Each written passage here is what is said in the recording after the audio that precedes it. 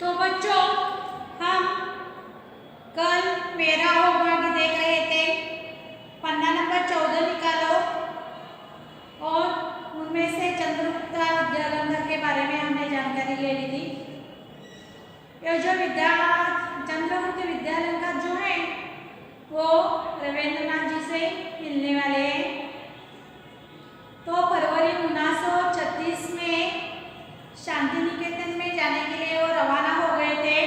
वहाँ पे कार्यक्रम था, बहुत आनंदित थे क्योंकि इस कार्यक्रम का अध्यक्ष कौन थे? रविंद्रनाथ जी थे। मालूम है ना, दर्जन भर लोग रविंद्रनाथ जी को मिलने के लिए गए थे। शांति निकेतन में गए, वहाँ पे उन्हें एक उपवन के बीचों बीच एक इमारत थी। उस इमारत में उसको रहने के लिए, ठहरने के लिए जगह मिली। बहुत अच्छी इमारत थी। इमारत के ऊपर के कमरे में उनको ठहराया गया था। जब दूसरा दिन आया तब रविंद्रनाथ जी को मिलने के लिए सब तैयार हो गए, लेकिन उनको सबको ये मालूम हो गया कि रविंद्रनाथ जी की तबीयत ठीक नहीं है, तो कौन भी उनसे मिल नहीं सकते। तो हम बहुत दुखी हो गए। लेकिन जब डॉक्टर ने बताया कि 15 मिनट तुम रविंद्रनाथ जी को मिल सकते हैं, तो हमारा खुशी का ठिकाना न रहा। हम सब रविंद्रनाथ जी को मिलने के लिए तैयार हो गए। मध्याह्न का वक्त था। मध्याह्न के वक्त में रविंद्रनाथ जी हमें मिलने के लिए तैयार हो गए। रविंद्रनाथ जी को ऐसा लगा था कि 1-2 लोग हो गए, लेकिन हमारी 14 लोगों की टीम देखकर वो कहने लगे हमारे दरबार में इतनी क्षमता नहीं है, मकान में जगह भी नहीं है। फिर भी सभी से परिचय उसने करवा लिया और वार्तालाप में चर्चा के लिए तैयार हो गए। यहाँ तक बच्चों कल हम देखे थे। तो अगला भाग आज हम देखने वाले हैं पन्ना नंबर 15 पर आ गया है। सब बच्चों किताबें निकालो और देखो पन्ना नंबर 15। चर्चा के दौरान गुरुदेव ने कहा। चर्चा की शुरुआत हो गई है। चर्चा के दौरान गुरुदेव ने क्या कहा है? देखो, अब से 50 बरस पहले जब मैंने कहानियां लिखना शुरू किया था, अब से 50 बरस पहले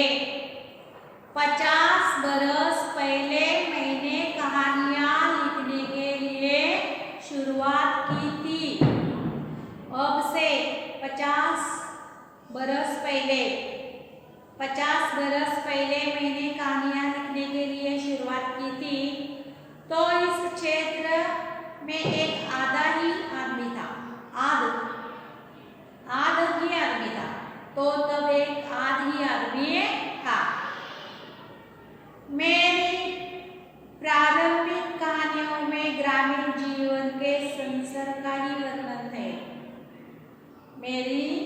मेरे जो ग्रामीण प्रारंभिक कहानियां हैं, ग्रामीण लोगों का संसार, इस मेरे कहानी का विषय रहा। मैं इस कहानी का वर्णन कैसे करता था? ग्रामीण जीवन के संसर्ग, ग्रामीण लोगों का जीवन कैसा है, वो क्या खाते हैं, क्या पीते हैं, कैसे रहते हैं, कब सोते हैं, कब जागते हैं, ये सब उसका जीवन कैसा है, कौन कौन से काम उन्हें करना पड़ता है, ये सब मेरे किताबों में था। इसके पहले इस तरह की कोई चीज बांग्ला भाषा में नहीं थी। पहले इस तरह की कोई भी चीज इन बांग्ला भाषा में नहीं थी। मेरी कहानियों में ग्रामीण जनता की मनोवृत्ति का दर्शन होता था। मनोवृत्ति, मानसिकता, मनोवृत्ति। देखो, मेरे कहानियों में ग्रामीण जनता की मनोवृत्ति का ग्रामीण भाग में रहने वाले जो लोग हैं, इन लोगों की मनोवृत्ति कैसी है, विचार करने की प्रवृत्ति कैसी है, ये भाग मेरे कहानी में था। मेरे कहानी में ग्रामीण जनता की मनोवृत्ति का दर्शन होता था। ग्रामीण भाग में रहने वाले जो लोग हैं, ये इस लोगों का विचार कैसा है, इसके बारे में मेरे कहानी में दर्शन होते थे। इन कहानियों में कुछ ऐसी चीजें हैं जो संसार के किसी भी देश के आदमी को भी सकता है। इस कहानी में कुछ ऐसी चीजें हैं, मैंने जो कहानियां लिखी हैं, इस कहानियों में ऐसी चीज है जो संसार के किसी भी देश के आदमी को भी सकता है। संसार के किसी भी देश के आदमी को भा सकता है। संसार में रहने वाले जो आदमी है, सबको भा सकता है, अच्छा लगता है, भा सकता है, अच्छा लगता है, क्योंकि मनुष्य स्वभाव तो दुनिया में हर जगह एक सा ही है। क्योंकि मनुष्य स्वभाव, एक मनुष्य का स्वभाव जो है तो दुनिया में हर जगह एक सा ही होता है। मनुष्य का स्वभाव दुनिया में हर जगह एक सा ही होता है। देखो बच्चों, मेरी कहानी सबको भा जाती है, क्योंकि मैं ग्रामीण लोगों की मनोवृत्ति का विचार इस कहानी में लिखा है। ग्रामीण जीवन का संसर्ग इस वर्णन में आया है, तो मेरी कहानियाँ सबको भा गई है, अच्छी लग रही है, क्योंकि मैं मनुष्य स्वभाव जो है दुनिया में एक जैसा है ये लिखता हूँ। गुरुदेव कुछ समय के लिए रुके, तब अपने आप मेरे मुंह से निकल पड़ा। गुरुदेव थोड़े से रुक गए, थोड़ा सा रुक गए, तो मेरे मुंह से शब्द निकले। गुरुदेव रुकने के बाद मेरे मुंह से शब्द निकले, गुरुदेव आपके मन में काबुली वाला इस कहानी का विचार कैसे आया? एक कहानी का नाम है काबुली वाला। काबुली वाला, इस काबुली वाला का विचार आपके मन में कैसे आया? ये कहानी है, आगे हम इस काबुली वाले की कहानी देखने वाले हैं। काबुली वाला नाम की एक कहानी उसकी पुस्तक का नाम है। ये काबुली वाले के विचार लिखने के लिए तुम्हारे मन में कैसे आए? ये लोकप्रिय कहानी देश के सभी भाषाओं के सभी बच्चों को बहुत ही प्यारी लगती है। ये जो कहानी है लोकप्रिय कहानी है। इस लोकप्रिय कहानी को देश के सभी भाषाओं के सभी बच्चों को बहुत प्यारी लगती है। सब बच्चों को, सब देश में जो बच्चे हैं, इन सब देश में होने वाली जो भाषा है, सब भाषाओं में काबुली वाला का विचार आया है और हर बच्चों को काबुली वाला बहुत पसंद आया है, बहुत प्यारा लग रहा है। गुरुदेव बोले, वो कहानी कल्पना की सृष्टि है।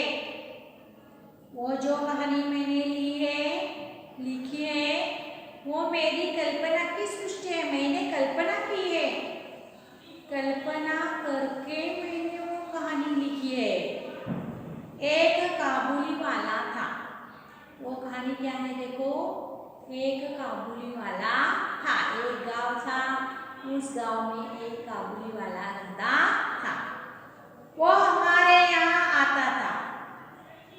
कहानी की कल्पना कैसी की गई है देखो, वह हमारे यहाँ आता था और हम सब उसी से बहुत परिचित हो गए थे, क्योंकि हम सब उसी से काबुली लेते थे। हम उसी से बहुत परिचित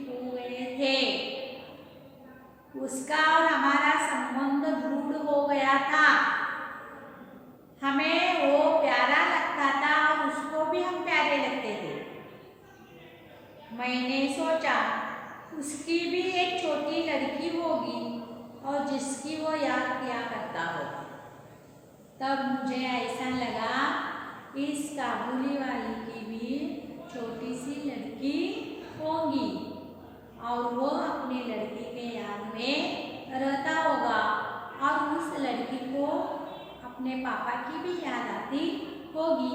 ये मैंने वहाँ सोचा। इस तरह वार्तालाप होता रहा। इस तरह चर्चा शुरू हो गई है। गुरुदेव जी इन सभी से चर्चा कर रहे हैं, वो सभी गुरुदेव से चर्चा कर रहे हैं। काबुली वाला का भी विषय कथा आ गई है, कहानी आ गई है। काबुल वाले के बारे में भी गुरुदेव ने उन सबको बताया। इस तरह चर्चा शुरू हो गई है। हम सबके लिए एक मानसिक खाद्य था। मानसिक खाद्य यानी वैचारिक चर्चा।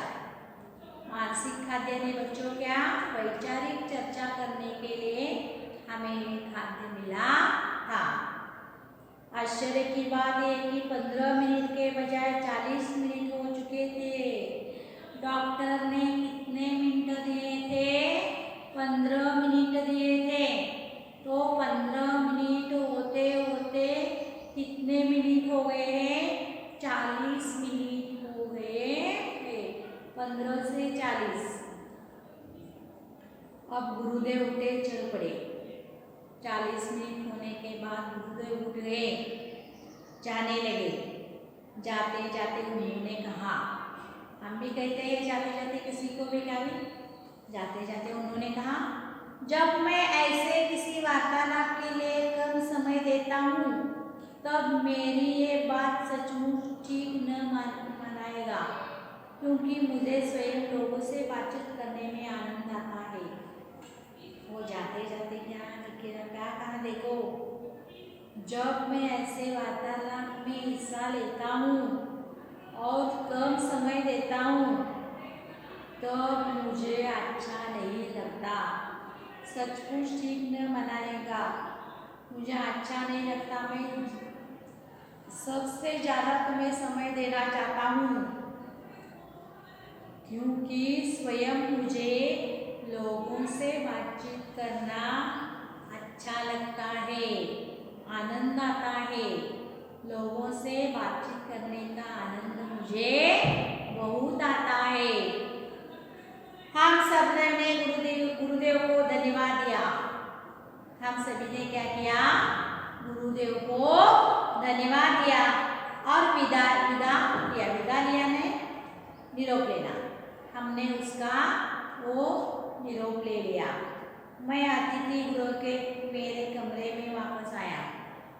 मैं यानी कौन बच्चों? लेखक, चंद्रगुप्त विद्यालय का लेखक। चर्चा होने के बाद वो अपने कमरे में आ गए थे।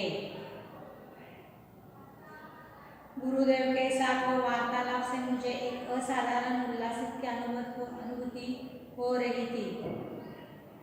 गुरुदेव के साथ जो वार्तालाप हो गया था, वो वार्तालाप जब समाप्त हो गया तभी से मुझे असाधारण उल्लास की अनुभूति हो रही थी।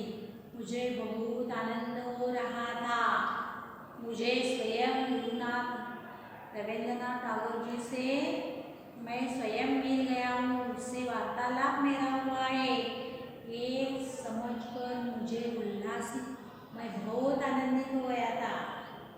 पर जब मुझे पता चला कि जिस कमरे में मुझे ठहराया गया था, जब लेखक को मालूम हो गया जिस कमरे में मैं ठहरा था, रह गया था, उसी कमरे में स्वयं गुरुदेव काफी समय तक रह चुके थे।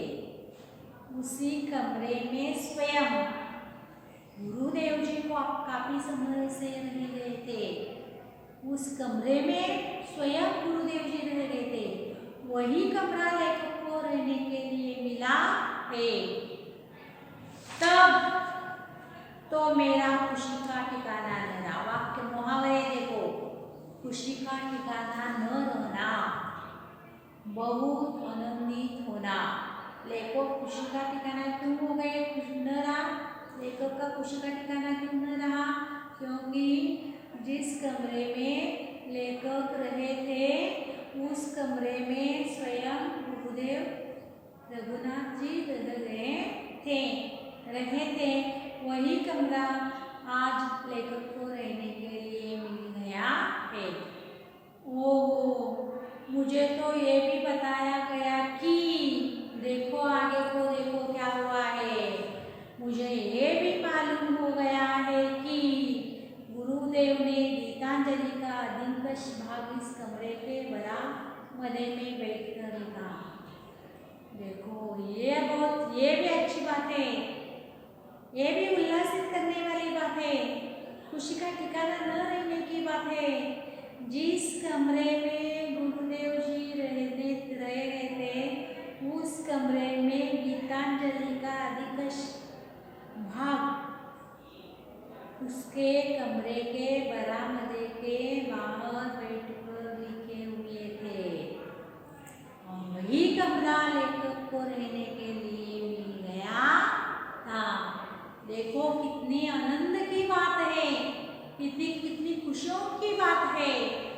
जिस गुरुदेव के अध्यक्ष स्थान जिसने स्वीकारा था उसके कार्यक्रम आए गए लेकर उसके कमरे में ठहरे हुए कमरे मिल गया और उस कमरे में बहुत सा आनंदित वार्तालाप मिल गई, चर्चा हो गई और इस कमरे का एक भाग ऐसा हुआ कि जहाँ गुरुदेव स्वयं गीतांजलि का भाग लिखा हुआ था वही कमरा लेखक को रहने के लिए मिल गया था। मैं सचमुच भाव विभोर हो उठा यानी बहुत आनंदित होना। भाव विभोर हो उठना यानी बहुत आनंदित आश्चर्यचकित होना। क्या ये सच है?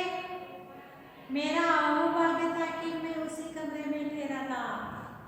इसीलिए बच्चों इस पाठ को क्या नाम दिया गया है? मेरा अहोभाग्य, मेरा अहोभाग्य, मेरा नसीब कितना अच्छा है। इसीलिए इस पाठ को नाम क्या दिया गया है? मेरा अहोभाग्य था कि मैं उस कमरे में ठहरा था। मैं कितना नसीबवान था। जिस कमरे में गुरुदेव स्वयं रह गए थे वही कमरा मुझे मिल गया और जिस कमरे के बरामदे में गीतांजलि पुस्तक लिखे उसी बरामदे में मैं बैठा था जिसमें नोबेल पुरस्कार प्राप्त गीतांजलि रची हुई थी, जिसे नोबेल पारितोषिक मिला था। जिस किताब को नोबेल पारितोषिक मिला हुआ था वही गीतांजलि पुस्तक जहाँ लिखे थे वही स्वयं मैं बैठ गया था। यही मेरा अहोभाग्य है। बच्चों कितना अच्छा पाठ है। देखो तुम्हारे भी जीवन में ऐसे कोई गुरु तुम्हें मिल गए तो तुम्हें भी बहुत आनंद होगा। यहाँ पे 16 पन्ना में मैंने समझा जो भाग है वो मैंने समझा तुम्हें लिखना है। तो क्या लिखना है बच्चों? मैंने समझा में इस पाठ का सारांश तुम्हें क्या मालूम हो गया? तो क्या हो गया मालूम? क्या था? शांति निकेतन में लेखक जाने वाले थे। वहाँ क्या था? कार्यक्रम था। उस कार्यक्रम के अध्यक्ष कौन थे? स्वयं गुरुदेव रविन्द्रनाथ ठाकुर जी थे। इसीलिए लेखक क्या कर रहे थे? इस कार्यक्रम के आयोजन में जाने वाले थे। कितने लोग जाने वाले थे? दर्जन पर लोग वहाँ पे जाने वाले थे। वो जब वो वहाँ शांति निकेतन में गए तब उनका स्वागत बहुत अच्छी तरह से हो गया। उनमें उस शांति निकेतन के उपवन में बीचों बीच बहुत बड़ी इमारत थी। इस इमारत के ऊपर के मंजिले में कमरे में लेखक को ठहरने के लिए जगह दी। सुबह हो गई। लेखक को मालूम हो गया कि हमारे गुरुदेव के साथ वार्तालाप नहीं होगी तो लेखक दुखी हो गए। फिर भी डॉक्टर ने कहा 15 मिनट के लिए आपके साथ गुरुदेव वार्तालाप करेंगे। ये सुनकर लेखक को बहुत आनंद हो गया और स्वयं गुरुदेव वार्तालाप करने के लिए मध्याह्न बाद आ गए। तो वार्तालाप शुरू करने से पहले गुरुदेव को ऐसा लगा था एक दो नहीं लगती होगी, लेकिन हमें 14 लोगों को उसने देख लिया तो वो कहने लगे कि हमारे जगह हमारा मकान बहुत कम है। तो वार्तालाप शुरू हो गया, परिचय करवा लिया। वार्तालाप करते करते गुरुदेव ने अपनी किताबों के बहुत सारी किताबों की कहानियाँ बताई, ग्रामीण जीवन के दर्शन, ग्रामीण जीवन का लोगों का मानसिक वृत्ति, ये सब उस पुस्तक में लिखाया था, ये सब बताया। ग्रामीण जीवन पर आधारित उसकी पुस्तकें थी। तो लेखक ने उससे काबुली वाले की कहानी पे पूछ लिया। तब लेखक ने काबुली वाली कहानी भी बता दिया। वो काबुली वाला था, हमारे यहाँ आता था, काबुल वाला हमसे बातचीत करता था, हमारे संबंध रूढ़ हो गए थे। तो मेरे मन में आ गया कि उसकी भी एक बच्ची होगी, वो भी अपने पापा से प्यार करती होगी, अपने पापा की राह देखती होगी, ऐसे मुझे लगा। ऐसे वार्तालाप करते करते जब डॉक्टर ने 15 मिनट बताया था तो 40 मिनट होकर भी उसका वार्तालाप खत्म हो गया। गुरुदेव चल पड़े। अपने जाते जाते उसने कहा, मैं संयम से विचार नहीं करता, मुझे लोगों से वार्तालाप करने के लिए बहुत आनंद मिलता है, इसलिए मैं वार्तालाप करता हूँ। ये कहकर गुरुदेव यहाँ से चल पड़े। वो लेखक अपने कमरे में आ गए। कमरे में आते ही उसे उल्लासित हो गए, आनंदित हो गए, और आनंदित होते होते उसको ये मालूम हो गया जिस कमरे में वो रह गए थे, वो कमरे में कौन रह गए थे? स्वयं गुरुदेव जी रह गए थे। और वही कमरा लेखक जी को मिला तब उसका खुशी का ठिकाना भी न था। आगे की बात यह है कि जिस कमरे में वो रह गए थे उस कमरे में उसके नोबेल पारितोषिक प्राप्त करने वाले गीतांजलि जो पुस्तक है, उस पुस्तक का अधिकांश भाग उस कमरे के बरामदे के बाहर लिखकर वो गीतांजलि पूर्ण किए थे। ये सब इस कमरे में मुझे रहने के लिए जगह मिली, यही मेरा अहोभाग्य है। इसीलिए इस पाठ को क्या नाम दे गया है? मेरा अहोभाग्य। बच्चों यहाँ पे हम मेरा अहोभाग्य हमारे ध्यान में आ गया होगा। यहाँ हम रुकेंगे, कल का भाग कल